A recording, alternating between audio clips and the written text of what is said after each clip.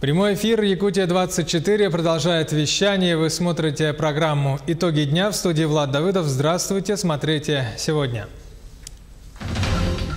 Лед тронулся, ледоход на Лене активно движется в сторону столицы. Прямое включение с Табагинского мыса. Плохие дороги и фекальные воды под домами. Жители пригородов Якутска каждую весну сталкиваются с рядом сложных проблем. Какова ситуация и перспективы? Молодые профессионалы за честь республики якутяне примут участие в финале очередного национального чемпионата WorldSkills. Каков настрой у сборной и шансы на успех? Тулук-2019 в Нерюнгри проходит второй межрегиональный фестиваль театров кукол. Прибыли участники с Дальнего Востока. И коротко о главном. Обзор новостей и событий Ленского района в конце выпуска.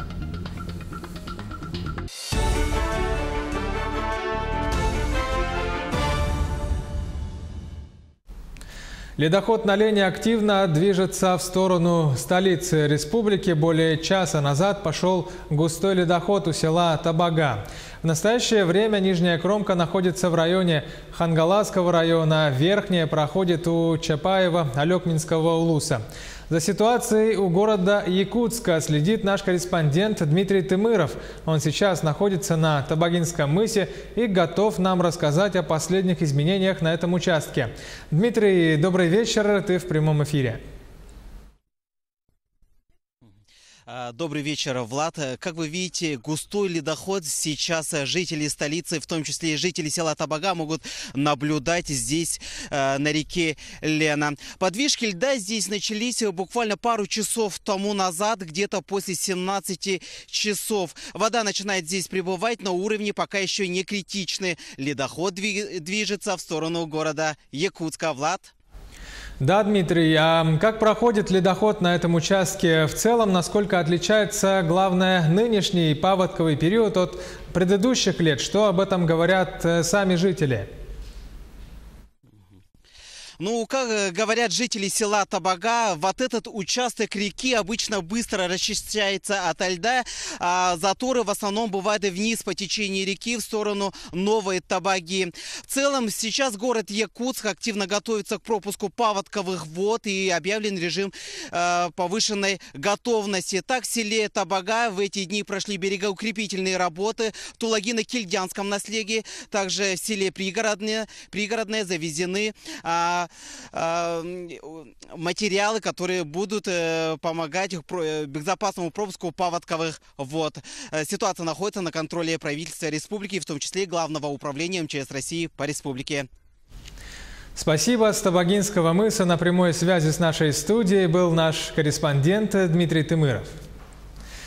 Добавим, что в настоящее время угрозы подтопления населенных пунктов нет. По словам специалистов, уровни воды значительно ниже критических отметок. Тем не менее, все оперативные службы в Якутске, в Хангаласском улусе, Намском, Усть-Алданском районах приведены в режим повышенной готовности. По порядку и подробнее наш корреспондент Юрий Осипов. Ледоход на Лене продвигается к столице на 3 суток раньше нормы. Одни из факторов, повлиявшие на это, относительно теплая зима, малое количество осадков и ранняя затяжная весна. Плюсовая температура в республике была отмечена почти на неделю раньше обычного. Уровни ниже критических, но все равно готовится и городу Якутску, и Хангаласскому, и Кангаласскому, и Усть-Алданскому, и Намскому району. В принципе, районы отчитали, что все мероприятия выполнены, и готовность к прохождению весеннего половодья по Лене нормальная. Напомню, что в прошлом году в районе Табагинского мыса, 1660 километре реки Лены, образовался затор. Здесь было опасно проводить взрывные работы, так как затор стоял над магистральным газопроводом. Было решено не рисковать и направить туда ледокол «Капитан Бабичев». Благодаря этому решению тогда удалось избежать наводнения в столице. В этом году к такому повороту событий приготовились заранее. Сложно сказать, как у нас будут формироваться заторные явления. По крайней мере, больших заторов не было. У нас 2 ледокола «Лорпа» подготовлены. Они уже и с топливом, и с экипажами, поэтому если потребность будет, выйдут и там поработают. Сейчас переправиться на тот берег возможно на судах на воздушной подушке. Они курсируют ежедневно с территории городского пляжа. Цена проезда 2000 рублей. Но если на реке сложится опасная ситуация, ездить перестанут и они. Обычно как? Вот сейчас будет проходить река, подойдет, значит, нижняя кромка подойдет. Это значит, пойдут двухэтажные лавиной лед. Это время, конечно, мы будем стоять. Это очень опасно ходить. Это мы можем и стоять, и ходить. Может эта лавина пройти ночью, понимаете? По-разному проходит. А потом, значит, слава богу, если затора не будет, он идет ровно. Это время мы уже ходим. В случае густого ледохода на реке суда на воздушных подушках перестанут курсировать. А для связи с заречными районами будет обеспечена перевозка пассажиров на вертолете. Как только они перестанут ходить, авиакомпания начнет выполнять вертолетные рейсы. Рейсы будут выполняться из аэропорта Маган в сторону Нижнего Бехтяха, а если точнее с местности Манятах, курсировать вертолет будет в зависимости от загрузки. Вертолет Ми-8 может перевезти до 22 человек. На сегодняшний день стоимость перелета еще не определена. Но, как нам сообщили в пресс-службе авиакомпании «Полярные авиалинии», тариф будет экономически обоснованным. Юрий Осипов, Джилустан Иннокентьев, Якутск. Период весеннего половодья – особенная пора и для каскада вилюйских гидроэлектростанций. В это время усиленное внимание уделяют уровню воды на Вилюйском водохранилище. Подробнее в сюжете коллег из Мирного. Гидротехнические сооружения каскада Вилюйских ГЭС поражают своим размахом. 600 метров – это длина грунтовой каменной земляной плотины, 75 метров – ее высота. Длина всего напорного фронта, куда входят два водоприемника с подводящими каналами и водосброс, составляет 1200 метров. Напорные сооружения образуют Вилюйское водохранилище, одно из крупнейших в России. Весной водохранилище наполняется за счет таяния снега и многочисленных ручьев и речек, впадающих в него. Приток водохранилища начал расти с 5 мая и на 14 число составлял уже более 3500 кубометров в секунду. В период половодья весеннего станция работает в штатном режиме. За осенне-зимний период максимума нагрузок происходит у нас работа водохранилища с понижением уровня воды. Соответственно, в период половодья, когда происходит таяние снега, мы набираем, аккумулируем воду для последующего осенне-зимнего периода. От ЮГМС у нас получены уточненные прогнозы по снегозапасам и расчетные значения притока. Предполоводная сработка в этот паводок не требуется. Предполоводная сработка – это пропуски из водохранилища, которые производятся в годы большой воды еще до начала весеннего половодья. Но паводок только набирает силу. Уровень воды на водохранилище от минимального уже вырос почти на 1 метр. Также у нас разработаны план мероприятий по обеспечению безопасности в период паводка. Создана комиссия. Выполняются соответствующие мероприятия: обходы, осмотры сооружений, оценка состояния, проверки оборудования. Разработана программа оперативного информационного взаимодействия с ниже расположенной Светлинской ГЭС и с органами исполнительной власти и МЧС. Безопасность сооружений каскада Вилюйских ГЭС в период паводка обеспечивается полностью. Работа станции не прекращается ни на секунду. Сейчас действует 5 гидроагрегатов из 8. 2 находятся в резерве, 1 на капитальном ремонте. Персонал понимает важное значение своей работы, ведь каскад Вилюйских ГЭС – основной источник энергоснабжения не только Алмазного края, но и всей Западной Якутии. Роман Муконин, Туяра Неустроева, Антон Каханский, телеканал «Алмазный край». А энергетики Ниренгринской ГРЭС устранили дефект на магистральной теплотрассе второй очереди. Подача горячей воды в квартиры, попавшие под ограничение, должно быть возобновлено до конца дня. Напомним, что дефект возник накануне на теплотрассе напротив кинотеатра «Октябрь». Для выполнения ремонта были введены ограничения в подаче тепла и горячей воды жителям 5 кварталов города. Сегодня утром дефект на теплотрассе устранили, провели заполнение системы теплоносителем. Отсутствие детских площадок, плохие дороги и фекальные воды под домами. С этими сложными проблемами ежедневно сталкиваются жители пригородов города Якутска. Репортаж Ольги Башук. Дома по улице Газовиков уже больше 10 лет стоят в фекальных водах. Начинается деформация свай, появляются трещины как снаружи, так и внутри домов. Жители круглый год дышат фекальными испарениями. Каменные дома 2002 года постройки. И постоянные потопы не прошли здесь бесследно. Когда вот думаю, что выйду я из нашего подъезда, да, и смогу ли я вообще выйти и добраться на работу, потому что крыльцо уже опустило до такой степени, да, что дверь невозможно открыть. Там чуть-чуточку такой проходик, и мы боком из него вот так вот все выходим по утрам и также заходим. И потом вот эта вот огромная трещина, которая на всю длину, на всю высоту нашего здания, да, вот страшно просто, я не знаю. Жильцы пишут жалобы в управляющую компанию и ходят на собрания в администрацию микрорайона. Но в ответ уже много лет слышат только обещания. Обещалось, только обещалось. Приезжали комиссии с города. Но вот, в общем, на ЧС передавалась информация. Обещали рассмотреть вопрос в ближайшее время, но сдвигов никаких нет.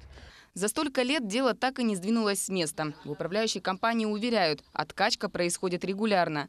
Но если это и происходит, то решает проблему лишь на время. Полностью избавиться от нее лишь в планах, точнее в обещаниях. Вопрос остается открытым и ведется с их стороны документальная работа. Со стороны администрации? Со стороны администрации и СДХ. Ага, хорошо. А они почему-то говорят, что вы должны этим заниматься, управляющая компания. Мы и занимаемся этой работой, пытаемся решить эту проблему, чтобы город выделил средства на восстановление данных крылец. Ага, и на какой стадии сейчас все находится?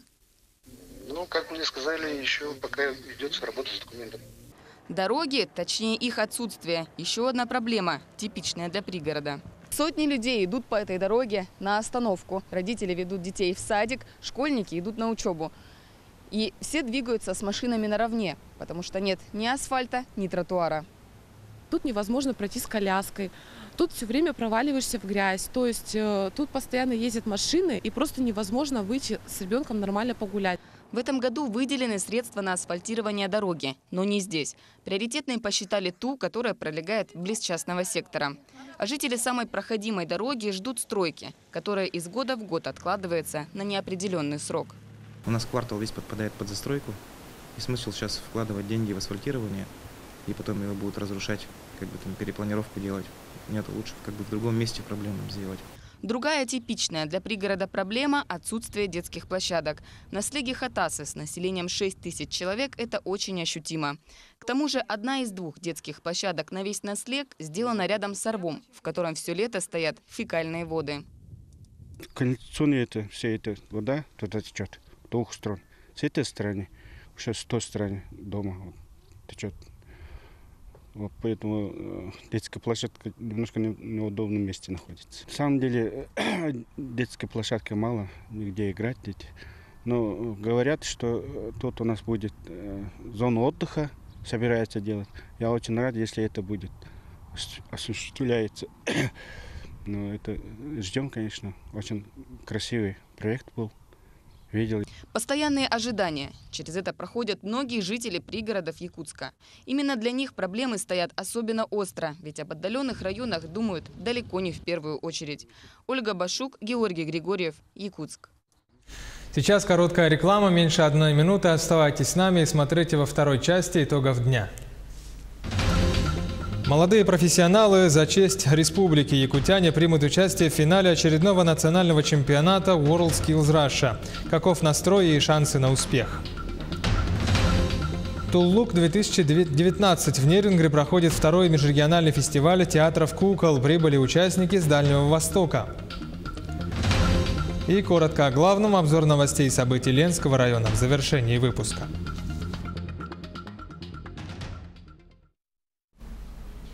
Это итоги дня на Якутии-24. С вами Влад Давыдов. Продолжаем выпуск. Временная комиссия Совета Федерации по совершенствованию правового регулирования продолжает свой рабочий визит в республике. Сегодня состоялось селекторное совещание с участием членов этой комиссии и глав муниципальных образований региона. Озвучили основные проблемные вопросы. Напомним, с февраля этого года в Якутии начался 3-й этап реализации закона о дальневосточном гектаре. На сегодняшний день поступило более 500 заявок. Согласно данным, в Якутии наиболее востребованными являются земли под сельхозиспользование и ведение личного подсобного хозяйства на территориях Вилюйского тракта в Якутске, также в Хангаласском и Мегино-Кангаласском районах. При этом существует ряд проблем. Среди них низкое качество картографической информации, отсутствие нормальных дорог на землях, расположенных в лесном массиве, и нет инженерной инфраструктуры. Я получил дальневосточный гектар в 2017 году для развития туризма. Где это? В Хангаласском районе. Вы сами там проживаете? Да, я там проживаю. В Селосинске. А что именно хотите? Развивать туризм, ознакомление, знакомство с нашей природой, с нашими достопримечательностями. Сейчас идет потихонечку освоение, небольшие постройки. А сколько гектаров? В данный момент у меня получилось 0,6. Я бы не сказал, что какие-то проблемы, просто к данному участку нужно подвести дорогу, свет. Также с участием Временной комиссии Совета Федерации в Якутске состоялось итоговое совещание по совершенствованию правового регулирования в сфере государственного и муниципального контроля в России. Участники совещания отметили, что будет усилена профилактика нарушений во взаимодействии с органами исполнительной власти и органами местного самоуправления. При реализации проектов, в частности, по переселению из аварийного жилья, с жителями проведут обширную разъяснительную работу. Сенаторы услышали ряд предложений от Якутии по регулированию незаконного предпринимательства, передаче полномочий в части контрольно-надзорной деятельности. Эти вопросы мы обсуждались, но сегодня вы, насколько слышали, сегодня присутствовали на заседании, был проект закона ко второму чтению предложен, в котором кардинально будут пересмотрены контрольно-надзорные функции. Мы надеемся, что они кардинально сократятся, и уже видно, что по итогам 2018 года они уже в разы сократились. Мы надеемся, что в ближайшее время мы обсудим этот закон уже с регионами и непосредственно точечно еще внесем те предложения, которые есть. Поэтому мы над каждым проектом работаем, чтобы он был именно воспринят обществом как рабочий закон. Помимо этого, комиссия Совета Федерации посетила проблемные дома по улице Можайского, 13/3 в столице. Уже много лет эти квартиры не признают жилыми помещениями. Причина в том, что жилплощадь расположена прямо над гаражами. Из-за этого люди не могут зарегистрироваться по месту жительства, получать социальные выплаты, субсидии и другие положенные средства. Сегодня по документам граждане живут в офисных помещениях. Эти дома были введены в эксплуатацию еще в 2010 году. Создана межфракционная группа здесь, в Велтумене, как и в Москве, в Госдуме такая есть, которая занимается этой проблемой и ищет решение этих проблем. Мы, с своей стороны, предлагаем программу, которая здесь движется в Якутии, аварийного ветхого жилья, обременить, чтобы строители, которые строят, входят в эту программу, получают деньги, выделили отчисления в пользу фонда компенсационного, который может решить эти проблемы. К другим новостям. До начала нового учебного года муниципальное образование Якутии разработают планы развития сети социальных учреждений. Эти планы будут реализованы к сентябрю 2020 года. Об этом сообщил председатель правительства Владимир Солодов. При реализации новых подходов развития социальной сферы основное внимание будет уделяться диалогу с муниципалитетами. Председатель правительства отметил, что основная цель реформы в сфере образования – это повышение качества образования. Муниципалитетам предложат объединить юридические лица, сократить административно-управленческий аппарат, где количество администрации больше количества самих учащихся. Премьер-министр Солодов подчеркнул, что 202-е постановление правительства Якутии носит рекомендательный характер и устанавливает подходы, которые должны быть в каждом муниципалитете. Постановление само, которое 202, принятое 25 июня 2018 года, носит рекомендательный характер. Само это постановление, я не вижу смысла в него вносить изменения. Мы просто еще раз подчеркнем и будем из него исходить как из некоего ориентира, одного из. После этого мы сейчас развернем подробную работу с каждым муниципальным районом. В результате этой работы к 1 сентября 2019 года по каждому району будет определен план развития социальной сферы. И этот план мы утвердим отдельным нормативным актом. Якутяне примут участие в финале 7-го национального чемпионата «Молодые профессионалы». Конкурс пройдет в Казани с 20 по 24 мая. Сборная республики состоит из 50 человек. Это 28 конкурсантов, 22 эксперта и 2 тим-лидера.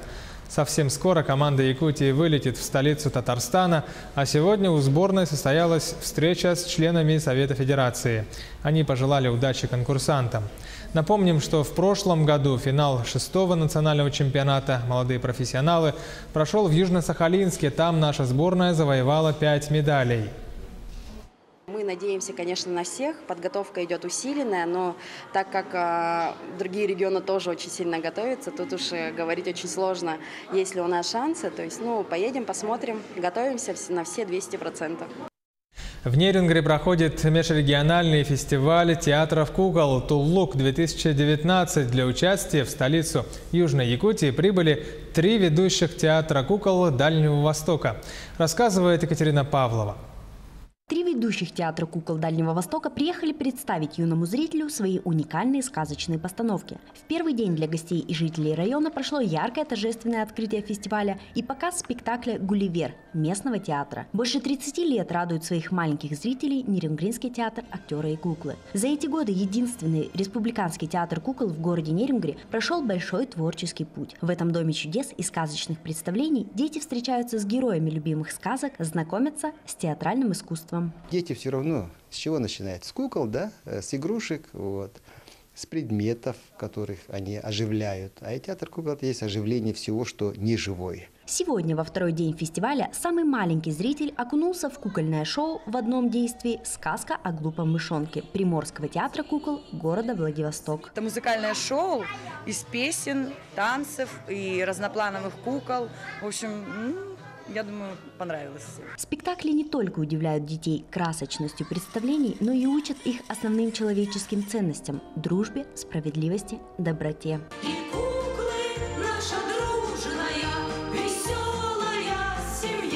Театр кукол «Тирлям» из города Братск не первый раз в городе Нерингре. На фестиваль приехал с кукольным спектаклем «Умусликен» по мотивам эвенкийской народной сказки. Конечно, как может не пользоваться спросом детский театр? Это всегда будет востребовано. Потому что через детей мы воспитываем наше будущее. Забайкальский государственный театр кукол «Тридевятое царство» из Читы – добрый друг Нерингринского театра. Участвовал и в первом фестивале «Туллук». В этот раз актеры покажут юному зрителю спектакль «Ты, я и кукольник». Это спектакль для малышей о дружбе, о взаимопомощи, о понимании, о том, что нужно все-таки друг друга любить, уважать, друг с другом дружить, и тогда любые беды, любые проблемы будут решаемы. Помимо показов спектаклей в рамках фестиваля проходят творческие встречи и мастер-классы ведущих мастеров сцены, ведь одна из главных задач – обмен опытом между кукольными театрами. Ну, во-первых, любой фестиваль – это всегда обмен опытом, любой фестиваль – это всегда новая школа, новые знакомства, новый диалог, поиск взаимодействия, взаимопонимания, сотрудничества, новые проекты. Это всегда всплеск творчества, новых идей, вдохновения. Творческий полет игры кукольников будет оценивать креативное и профессиональное жюри. Итоги конкурсного репертуара фестиваля, распределение номинаций состоятся в последний день работы фестиваля 19 мая. Екатерина Павлова, Захар Головин, Нерингре. На этом выпуск завершаем. Эфир продолжит обзор новостей и событий Ленского района. Слово коллегам. Добрый вечер, коллеги. В студии Анна Кожевникова. Я расскажу вам о самых главных новостях уходящей недели в Ленском районе. Субсидированные перевозки открыты по маршруту Ленск-Витим. Это сезонное авиасообщение появляется дважды в год: осенью во время ледостава и весной во время ледохода для жителей отдаленных населенных пунктов Ленского района, так как до нескольких сел и поселков можно добраться только по реке. Много ли пассажиров на рейс Ленск-Витим, проверила наша съемочная группа. Погода облачная, но для многоцелевого двухмоторного Л-410 такие облака не помеха. Его максимальная рабочая высота 6096 километров. Не помеха для него и грунтовая взлетно-посадочная полоса. Именно поэтому такой тип авиамашины выбран для рейса Ленск-Витим, который последние несколько лет носит временный сезонный характер. В этом году весной такие авиарейсы выполняются с 23 апреля по 22 мая. А вот раньше, в советское время, самолеты из Ленска-Витим летали круглогодично и ежедневно, даже по 2-3 раза в день. Теперь же рейс ежедневно попадает под риск быть отмененным из-за малого количества пассажиров. Мы не так давно на такси ездили. Дорога, конечно, не сказать, что хорошая. Поэтому на самолете 50 минут лету и не трясет ничего. Красивые виды природы якутской. Поэтому это, конечно, огромный плюс.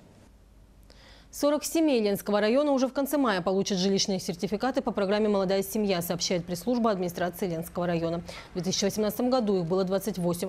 Участники программы могут приобрести квартиру или построить дом. Ленский район в 2019 году остается лидером в республике по объему софинансирования федеральной программы «Молодая семья». Как и в прошлом году, в местном бюджете на эти цели заложено 20 миллионов рублей. Средняя сумма на 2 человек – 733 тысячи рублей. Одним из главных праздников уходящей недели стал День медицинской сестры. Самых заслуженных поздравили в Ленской центральной районной больнице. Всего в Ленской ЦРБ трудится свыше 250 средних медицинских работников. Из них более 180 медицинских сестер. Ветеранам вручили памятные подарки и букеты цветов. Медицинский коллектив. Люди творческие, каждый год они придумывают что-то новое. В прошлом году были спортивные соревнования, в 2017 году тоже. У нас были разного вида соревнования, команды создаем. Это были все новости уходящей недели. До новых встреч на телеканале Якутия-24.